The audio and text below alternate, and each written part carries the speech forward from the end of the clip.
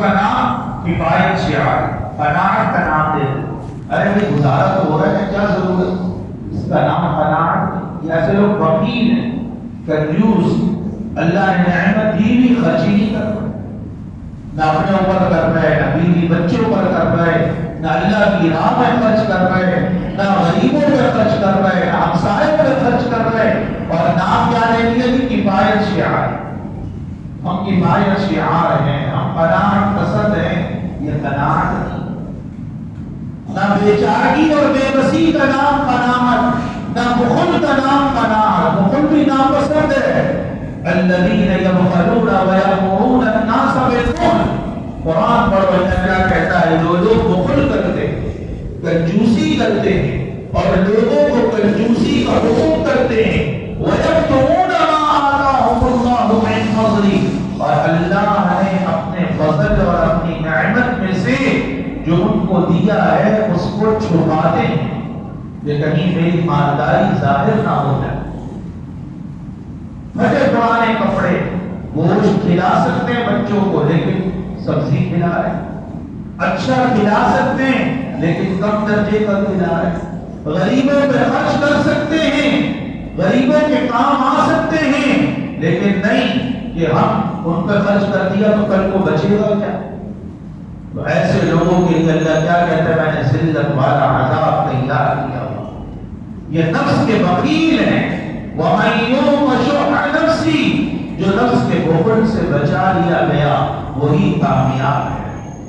تو لہذا اب ان دونوں کے درمیان کی راہ کیا ہے؟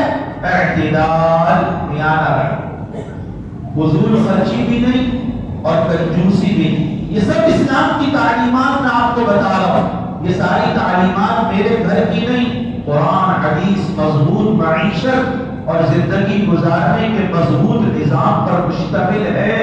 آج ہم پریشان اس وجہ سے کہ قرآن و حدیث کی تعلیمات سے دور ہیں، لوگوں کی دیکھا دیکھی چلتا۔ اور قرآن پڑھو، وَقْصِدْ فِي مَشْيِكَ، لقمان علیہ السلام بیٹے کو نصیحت کر رہے ہیں، بیٹا میانہ روی اختیار، ہر چیز میں اعتدال۔ میانہ روز گوشت پکڑے یہ بھی صحیح نہیں، روز بازار کے کھانے یہ بھی صحیح نہیں، فضول خرچی ہو گئی یہ بھی صحیح نہیں، کر سکتے ہیں وہ بھی نہیں کر رہے یہ بھی صحیح نہیں۔ ان دونوں کے درمیان میں میانہ روی کے ساتھ چلنا ہو۔ قرآن کی ایک اور آیت عباد الرحمن سورہ فرقان میں اللہ نے آخر میں رحمان کے بندوں کی صفات کو بیان کیا کہ رحمان کے بندے وہ ہیں جو عاجزی کے ساتھ چلتے ہیں وغیرہ وغیرہ۔ ایک اور صفت کیا بیان کی، الذین اذا انفقوا، رحمان کے بندے وہ بھی ہیں جب خرچ کرتے ہیں، انفقوا کا ترجمہ کیا کرتے ہیں، خرچ، لم یسرفوا، فضول خرچی نہیں کرتے، ولم یقتروا، بالکل کنجوسی بھی نہیں کرتے، وَكَانَ بَيْنَ ذَلِكَ قَوَامًا، بلکہ ان دونوں کے درمیان اعتدال سے چلتے ہیں۔ تو میانہ روی سے چلنا، ایک حدیث سنی ہے، آپ علیہ السلام نے فرمایا ان الہدی الصالح والسمت الصالح والاقتصاد جزء من النبوۃ 50 عشرہ۔ تین باتیں آپ نے ارشاد فرمائی اور ان تین باتوں کو ارشاد کر بیان کر کے کیا ارشاد فرمایا، یہ تین باتیں نبوت کا 25واں حصہ ہے، نبوت کا 25واں حصہ، ہدی الصالح، انسان کی چال چلن صحیح ہو، انسان کی چال چلن سے نظر آئے یہ بظاہر دیندار ہے، صالح نیک آدمی، چال چلن اچھے جیسے لوگوں کی بنانی چاہیے، والسمت الصالح، اخلاق صحیح ہو، مزاج نیک ہو، مزاج میں نرمی ہو، سختی نہ ہو، اور نیکی ہو، ہدی الصالح، اخلاق صحیح، کہ آپ سے جو ملے جلے اور آپ کے ساتھ جو اٹھے بیٹھے وہ یہ کہہ سکے کہ یہ آدمی نیک ہے۔ ان الہدی الصالح، چال چلن کا نیک ہونا اور اخلاق و عادات کا نیک ہونا، اور تیسری چیز میانہ روی، الاقتصاد، ہر چیز میں میانہ روی، عبادت میں بھی میانہ روی مطلوب ہے. بہت زیادہ عبادت کر لینا یہ بھی شریعت میں اچھا نہیں سمجھا کہ آدمی رات کو رسی سے اپنے آپ کو باندھ لیا, پوری رات سوئی نہیں رہا. عبادت اس کو بھی شریعت میں اچھا نہیں سمجھا. دوستی اور دشمنی میں بھی اعتدال. آپ نے فرمایا کسی سے بہت زیادہ محبت مت کرو, ہو سکتا ہے کل کو وہ تمہارا دشمن بن جائے. اور کسی سے بہت زیادہ دشمنی نہ کرو, دشمنی میں حد سے تجاوز نہ کرو, ہو سکتا ہے کل کو وہ تمہارا دوست بن جائے. شریعت ہر چیز میں اعتدال سکھا رہی ہے. دوستی اور دشمنی میں اعتدال, زندگی میں اعتدال, عبادت میں اعتدال, کسی کو خرچ کرنے میں بھی اعتدال. یہ نہ ہو کہ کہیں لٹا رہے تو بے پناہ لٹا رہے, اور خرچ نہیں کر رہے تو بالکل خرچ نہیں کر رہے. نہیں, الاقتصاد میانہ روی کے ساتھ چلو. آپ نے فرمایا یہ نبوت کا 25واں حصہ ہے, اس کا تعلق نبوت کے ساتھ ہے. یہ سیکھنا ہوگا مجھے اور آپ کو. اب ہم کریں کیا؟ اپنے گھر کی روزمرہ کی اشیاء کی لسٹ بنائیں اور سوچیں اور کریں میرے گھر میں کیا کیا چیزیں غیر ضروری آ رہی اور کون سی چیز ضروری ہے لیکن میں اس کو مہنگی پروڈکٹ خرید رہا ہوں, سستی پروڈکٹ میں بھی میرا کام چل سکتا ہے. اس کی لسٹ بنائیے, سوچیے. ہمارے جو کچن میں بہت سارے ڈبوں کی چیزیں اور غیر ضروری چیزیں ایسی استعمال ہو رہی ہیں جس نے ہمارے خرچ کو بے جا بڑھایا ہوا ہے. اور علی رضی اللہ تعالی عنہ سفر سے واپس تشریف لائے تو حضرت فاطمہ المرتضیٰ رضی اللہ تعالی عنہا نے قربانی کا گوشت ان کے لیے سکھا کے رکھا ہوا تھا. آج کل فریج آتا ہے, پہلے زمانے میں گوشت کو بچانے کا طریقہ کیا ہوتا تھا, اسے سکھا دیا جاتا تھا پارچے بنا بنا کے دھوپ میں, اور وہ گوشت محفوظ ہو جاتا تھا. اس طریقے سے گوشت کو کافی وقت تک استعمال کر دیا جاتا تھا. تو سکھا کے گوشت رکھا ہوا, اور جب تشریف لائے تو ان کے سامنے پیش کیا. آپ نے فرمایا حضرت علی رضی اللہ تعالی عنہ میں تو اس وقت تک نہیں کھاؤں گا جب تک نبی علیہ السلام سے پوچھنا لوں. آپ سے پوچھا, آپ نے فرمایا قربانی کا گوشت 1 ذی الحجہ سے دوسرے ذی الحجہ تک کھایا جا سکتا. بہرحال اس زمانے میں مالداروں کا طریقہ کیا تھا, تازہ گوشت کھانا, اور غریبوں کا طریقہ کیا تھا, سوکھا ہوا گوشت کھانا. تو حضرت فاطمہ رضی اللہ تعالی عنہا نے اس پر عمل کیا.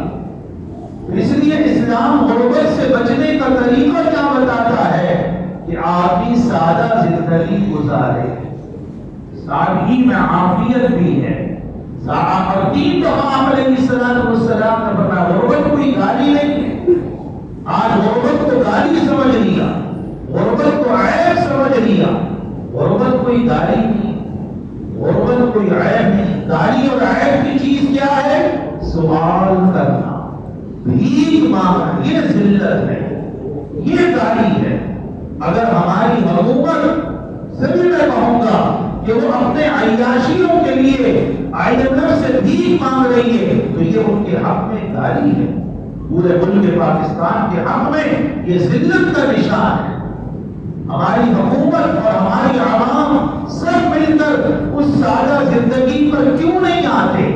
ہماری حکومت دیکھو نا, آپ علیہ السلام نے اگر حکومت کو سادگی اور کفایت شعاری کی ترغیب تھی, خود سب سے پہلے اس پر عمل کر کے کیسے دکھلایا کہ غضب کے موقع پر جب خوف اور بھوک دونوں جمع ہیں اور سردی بھی ہے اور صحابہ آئے ہیں آپ علیہ السلام کے پاس, یا رسول اللہ بھوک کا عالم یہ ہے کہ پیٹ پر پتھر بن گئے, تو میرے آقا صلی اللہ علیہ وسلم کے خیمے میں کوئی دسترخوان نہیں چنے جا رہے, کوئی کھانوں سے میرے آقا لطف اندوز نہیں ہو رہے.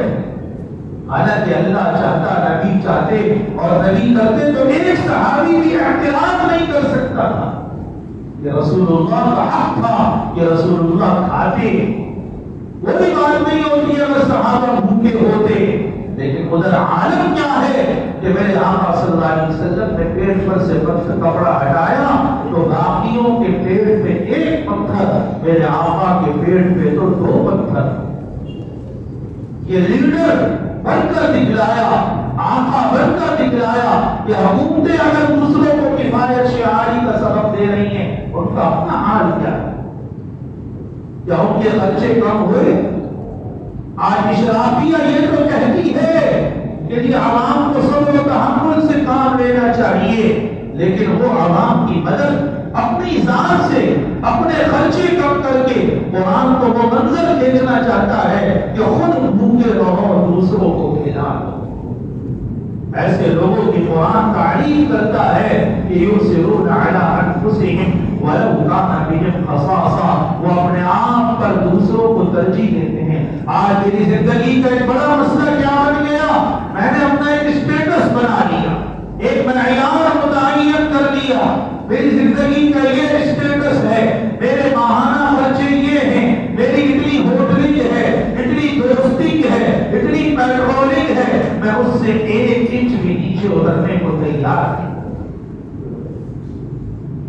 یہ بڑا ہم نے زندگی کا مسئلہ بنا دیا، جبکہ انسان کو حالات کے اعتبار سے ایک تو یہ کہ اپنے خرچے کسی بھی حال میں فضول خرچیوں تک نہ پہنچاؤ، چاہے آپ کے پاس بہت ہو، پھر بھی میں آپ کو حدیث سنا رہا ہوں کہ 3 چیزیں اللہ ناپسند سمجھتا ہے، ایک اس میں سے مال کا ضائع کرنا۔ آج بہت مال ضائع ہوتا ہے، بہت ساری، اس وجہ سے میں عرض کر رہا تھا کہ خرچ کرنے سے پہلے 3 باتیں سوچا کرو، اور یہ میں اپنی بات نہیں، یہ علماء کی بات نقل کر رہا، آیا یہ میری ضرورت ہے یا میری خواہش ہے؟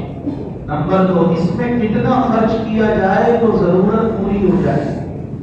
بعض دفعہ ضرورت پر بھی ضرورت سے زائد خرچ کر دیتے۔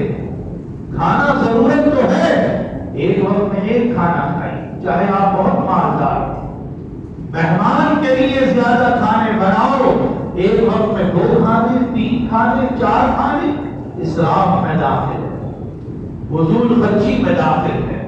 ایک وقت اچھا بہترین گوشت پکاؤ، ایک وقت میں 1 کھانا کھاؤ۔ معدہ بھی اسی کو قبول کرتا ہے، معدہ بھی اسی کو قبول کرتا ہے۔ اور عمر رضی اللہ تعالیٰ عنہ کے دسترخوان پہ 2 سالن جمع ہو گئے، اڑ گئے، فرمایا نبی کے دسترخوان پہ تو کبھی 2 سالن جمع نہیں، نبی کے دسترخوان پہ تو کبھی 2 سالن جمع نہیں ہوئے۔ عربوں کی عادت تھی، آپ علیہ السلام نے منع کیا کہ 2 کھجوریں اکٹھے ملا کر نہ کھاؤ، 2 کھجوریں اکٹھے ملا کر، علماء نے اس سے مسئلہ مستقبل کیا کہ 2 سالن اکٹھے نہ کھاؤ، 2 چیزیں، آپ نے تو صرف کھجوریں اکٹھے، حالانکہ کھجوریں دونوں ایک ہی جنس کی، کیوں منع کیا کہ اکٹھے 2 کھجوریں کھانا حرص پر دلیل ہے، لالچی ہونے پر، زیادہ کھانے پر دلیل۔ اور دوسری وجہ منع کرنے کی کہ اگر کئی لوگ بیٹھ کر کھا رہے اور آپ نے اکٹھے 2 کھجوریں کھا لی تو ہو سکتا ہے دوسرے کا حق آپ مار جائے، دوسرے پر ظلم ہو جائے۔ اس لیے تیسری چیز جو خرچ کرنے میں دیکھنی ہوگی کہ اس خرچ کرنے میں کسی پر ظلم تو نہیں کر رہا۔ خرچ کرنے کے بھی آداب بہت اہم، اس لیے کل قیامت کے دن جو سوال ہے، اور حدیث فضائل اعمال میں تعلیم کے حلقوں میں بارہا سنتے ہیں کہ لا تزال قدم عبد یوم القیامت حتی یسأل عن 4، کسی انسان کے قدم اس وقت تک اپنی جگہ سے ہل نہیں سکتے، ہٹ نہیں سکتے، زمین قدم کو پکڑ لے گی جب تک کہ 4 چیزوں کا سوال نہ ہو جائے۔ اس میں سے 2 چیزیں مال کے متعلق ہیں کہ بتاؤ مال کیسے کمایا، اور نمبر 2 خرچ کیسے کیا۔ آج اگر مال کمانے میں کچھ دیندار لوگ حلال حرام کی پرواہ الحمدللہ کر دیتے ہیں، لیکن خرچ کرنے میں کچھ شاید اس کی بھی پرواہ نہیں، کہتے ہیں ہمارا مال ہے، میرا مال میری مرضی۔ آپ سب کو یہ جملہ تو برا لگا ہوا عورتوں کا جنہوں نے کہا میرا جسم میری مرضی، کتنا برا لگتا ہے یہ جملہ۔ تو آج ہم نے بھی تو یہ کہا میرا مال میری مرضی، کیا اللہ کو یہ جملہ اچھا نہیں لگے؟ اچھا لگے گا یہ جملہ؟ برا لگے گا. مال بھی اللہ کا، مرضی بھی اللہ. اس لیے عیاشیوں پہ مال خرچ نہ کر. الذین اذا انفقوا، خرچ کرنے کے بھی آداب قرآن نے بتلائے. وہ لوگ جو خرچ کرتے ہیں فضول خرچی کی. دیکھو میرا مال کہاں خرچ ہو. مہنگے مہنگے شیمپو، باہر کے شیمپو، ملٹی نیشنل کمپنیوں کے شیمپو، بیچ میں کچھ بائیکاٹ کی آواز چلی پھر دب گئی. سستے کمپنیوں کے صابن خرید لو، سستے کمپنیوں کے شیمپو خرید لو. ضرورت کوالٹی ٹھیک ہے، وہ کوالٹی تو خواہش ہے، وہ کوالٹی ضرورت نہیں. وہ کوالٹی تو خواہش ہے. اپنے ملک کی مصنوعات کو فروغ دیں تاکہ باہر کی چیزوں سے ہم بچیں. باہر کی چیزیں مہنگی بھی اور اس سے اپنے ملک کا نقصان بھی. اسی طرح بازار کی چیزوں سے بچیں. گھر میں کھانا پکائیں، روٹی گھر میں پکائیں. ہمارے مدرسے میں پی آئی ڈی کالونی کا جو مدرسہ ہے، اب گیس کے کچھ مسائل ہو گئے، روٹی بازار سے آ رہی تو میں نے پوچھا کتنا فرق پڑا. کہا گھر مدرسے میں روٹی پکے 300 روپے کی روز روٹی پکتی ہے اساتذہ کی، باہر سے آ رہی ہے 600 روپے کی روٹی. ڈبل کا فرق ہو گیا، ڈبل کا فرق. اس سے پیسے بچائے جا سکتے. سوچے میں پیسہ کہاں بچا سکتا ہوں، کس جگہ پر پیسہ. کنجوسی کی دعوت میں نہیں دے رہا، کنجوسی پر نہیں اٹھا رہا، لیکن مال کے ضائع کرنے سے بچنا ہو. آج فلاں بھی بڑا صحیح، صحابت مال اڑانے کا نام نہیں ہے. مال محل پر خرچ ہو، مسلوں پر خرچ ہو، جگہ پر خرچ ہو، اس خرچ کرنے پر بھی اللہ ثواب دے. اپنی ضرورت سے بچ جائے. غریبوں پر خرچ کرو، فقراء پر خرچ کرو، مساکین پر خرچ کرو. انشاءاللہ کوئی بھوکا نہیں ہو. سب کی ضرورت کو اللہ پورا کر دے. الاقتصاد نصف، تشریح کر کے بھائی تشریح کر. الاقتصاد نصف المعیشہ، میانہ روی آدھی معیشت ہے. تو ایک دو باتیں میں عرض کروں. ایک تو کفایت شعاری پر آئیے. قناعت پسندی کا کیا مطلب؟ جس کے پاس جو نعمت ہے اس پر دل و جان سے راضی رہے اور اسی وسائل کو استعمال کر کے اپنی ضرورت کو پورا کرے. اسی کے اندر رہتے ہوئے اپنی ضرورت کو پورا کرے. اسی طرح کفایت شعاری قناعت پسندی کی میں کہوں گا، اب نہیں کہہ رہا، میں پہلے سے کہتا ہوں، پیدل چلنے کی عادت ڈالی. پیٹرول مہنگا ہو گیا اس وجہ سے، یہ میں نہیں کہتا، میں تو پہلے سے کہہ رہا ہوں مسجد پیدل آئیے جائیے، ثواب زیادہ ملے. گھر کے کام پیدل بازار میں آ جا کر کیجئے.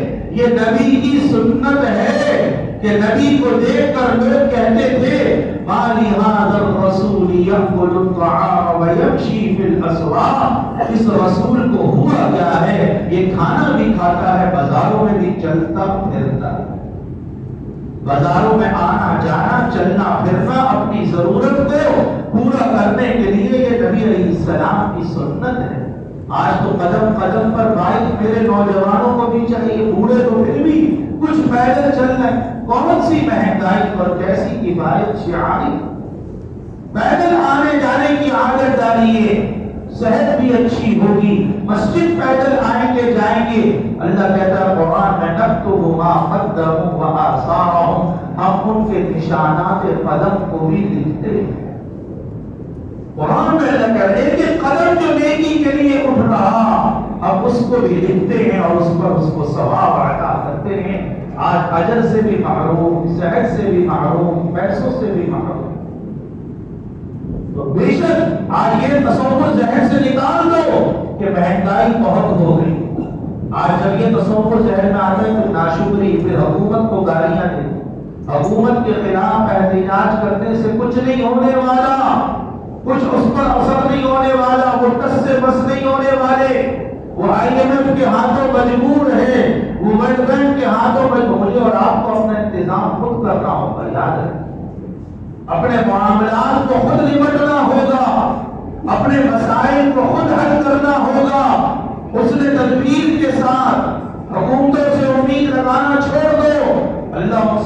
پر اگر وہ ظلم کریں گے ان کا معاملہ اللہ کا معاملہ، ہر ایک کو اپنا معاملہ خود حل کرنا ہوگا، اس نے تدبیر سے مسئلے کو حل کرنا ہوگا۔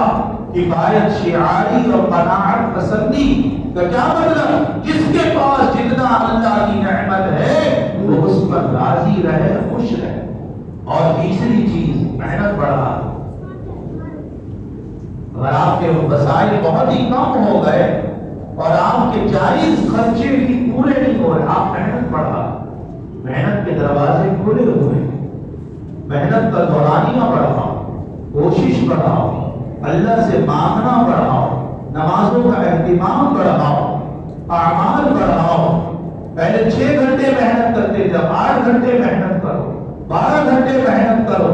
ویسے تو دنیا کے پیچھے بھاگنا اور دوڑنا اچھا نہیں ہے، لیکن بیوی بچوں کے لیے حلال کمانا اور جو زائد بچ جائے وہ اللہ کی راہ میں یا تو خرچ کرنا یا اپنے بعد اپنے بیوی بچوں کے لیے جمع کر کے رکھنا، یہ برا نہیں بلکہ شریعت نے اس کو اچھا سمجھا۔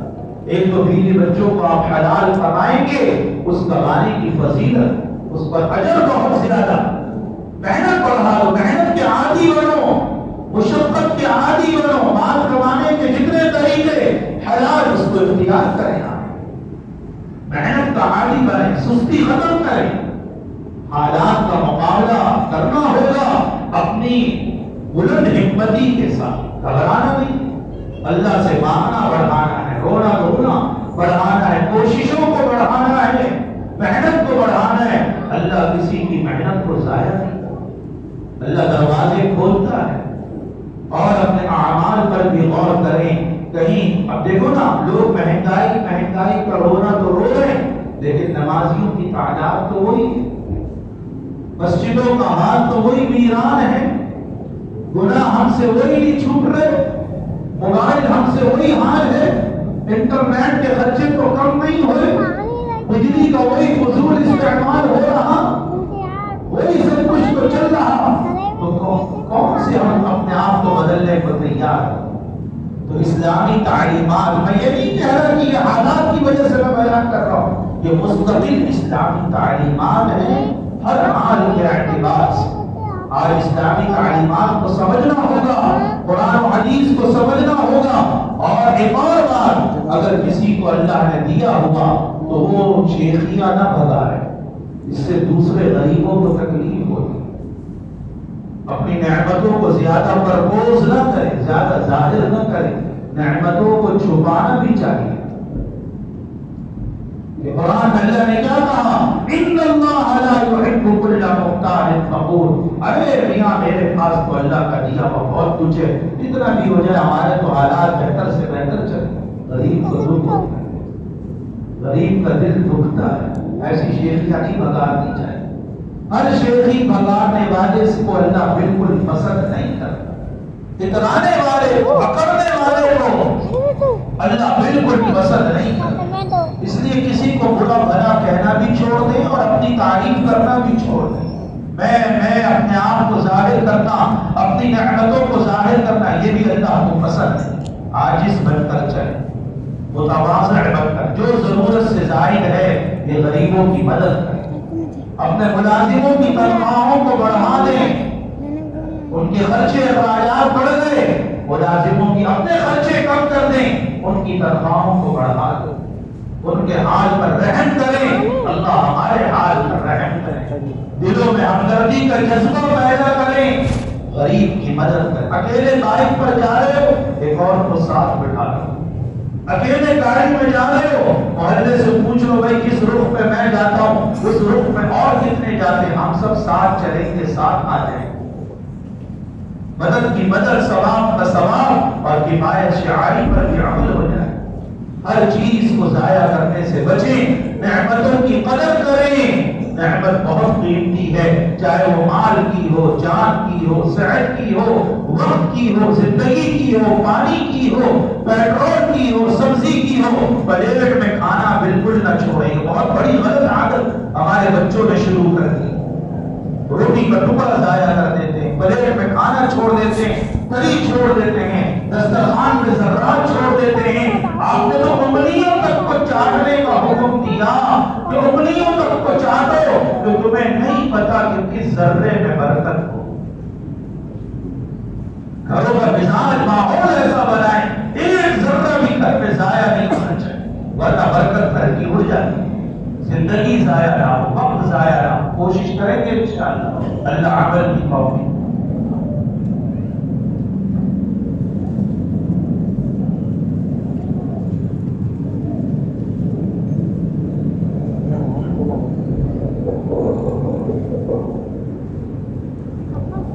اللہ